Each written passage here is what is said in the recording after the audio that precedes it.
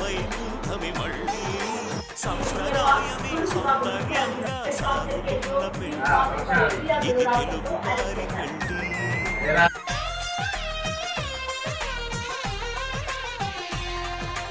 తెలుగువారి పెళ్లి ఇలవైకుంఠమి మళ్ళీ సంప్రదాయమే సౌందర్యంగా సాగుతున్న పెళ్లి ఇది తెలుగువారి పెళ్లి.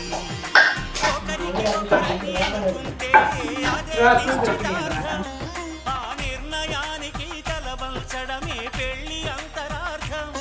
శతమానం భవతి అంటుంది శ్రావణ మాసం, శ్రావణ మాసం, శ్రావణ మాసం.